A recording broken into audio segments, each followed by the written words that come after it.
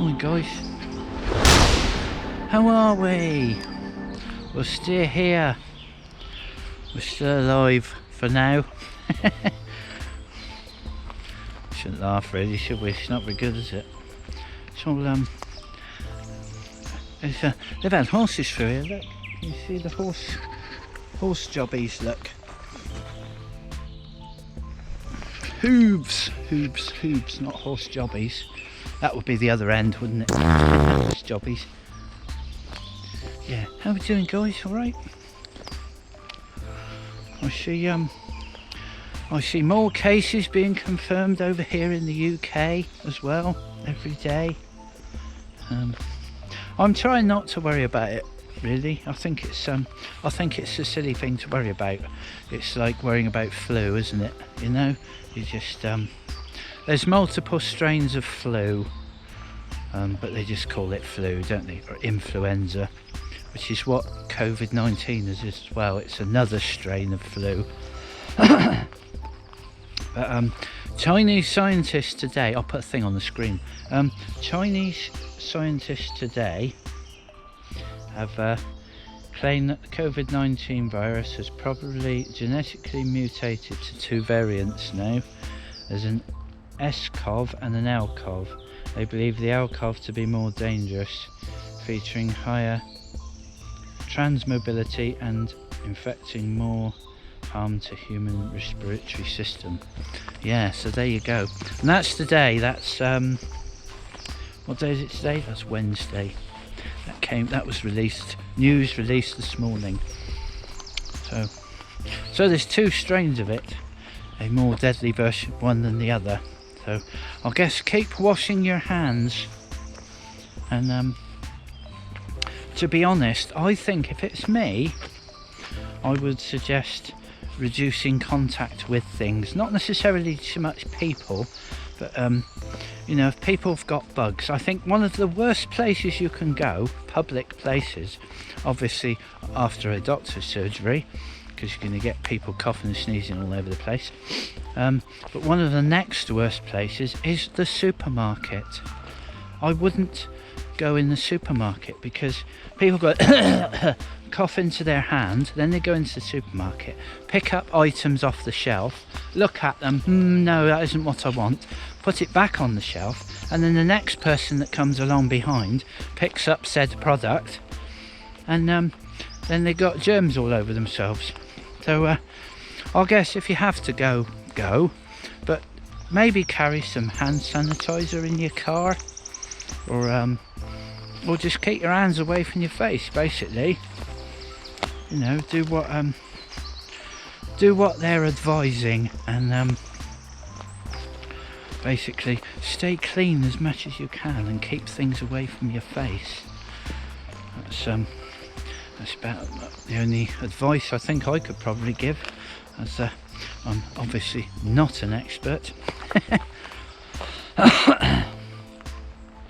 Yes, yeah, so I think I was worried because of this respiratory thing, because I had that horrible cough over Christmas, that horrible chesty thing which I've just got over. Maybe that was COVID-19, how do I know? I just saw it as a chest infection. I didn't go to the doctors. I just stayed away from everybody, but I do anyway because of my anxiety. So I self-isolate anyway, and yeah, so just sort of stayed away from everybody, and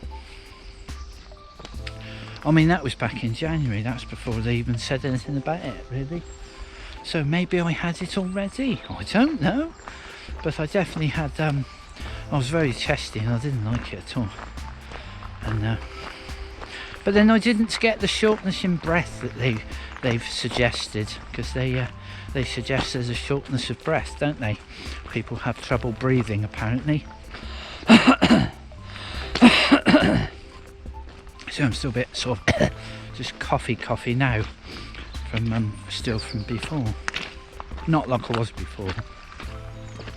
I'm not coughing out horrible green stuff either, not like I did before. That was horrible. That was was thick green stuff, and it wasn't very nice. It was horrible trying to cough that out. At least that's out the way. And we don't want another one. Thank you very much, Mr. COVID, or whoever else is responsible for it.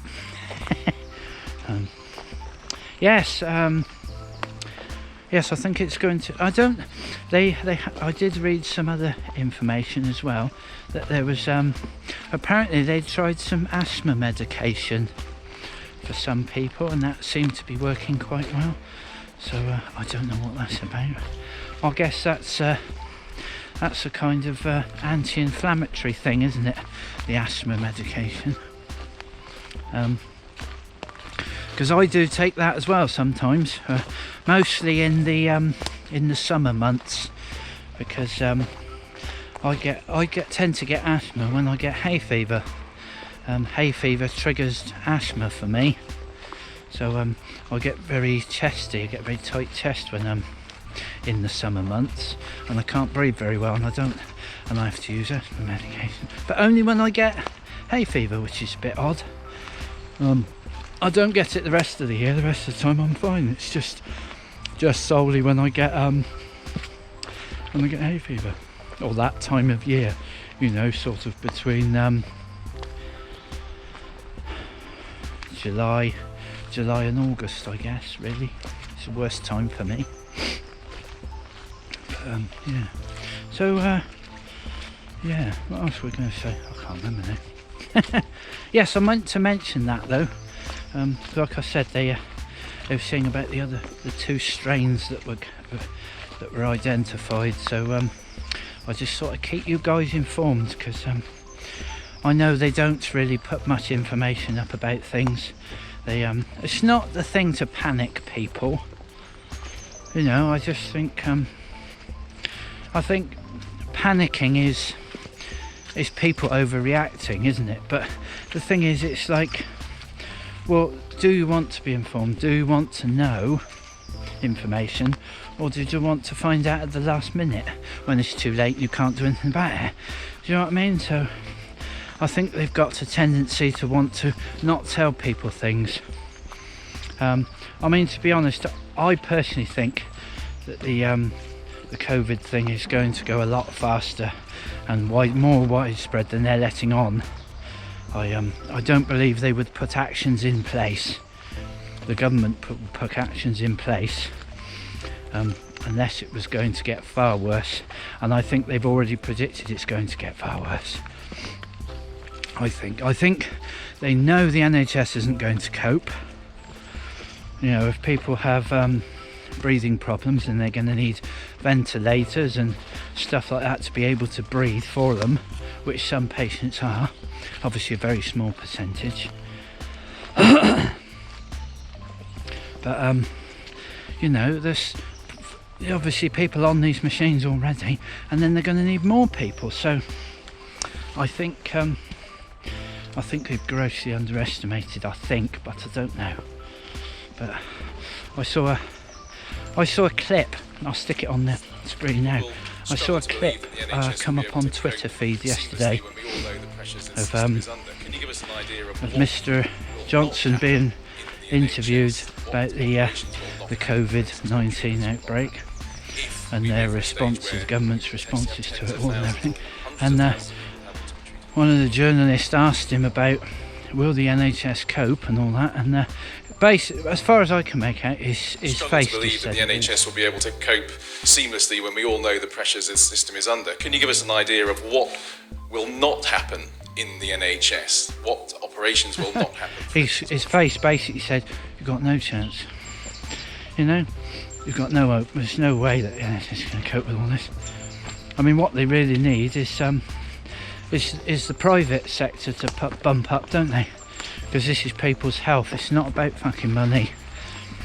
You know, the private people should be saying, we want to sort this out and open our doors, you know, free ventilators and everything, you know, but it's all NHS first, private second, which is not right, because it's about people, it's not about fucking money. But then isn't that always the case anyway? But there we go. Anyway, yeah, thought I'd keep you up to date. So If I learn any more, I'll put a video up. So stay well, guys. Remember to keep washing your hands. Stay safe, and love and light to everybody, and see you in the next video.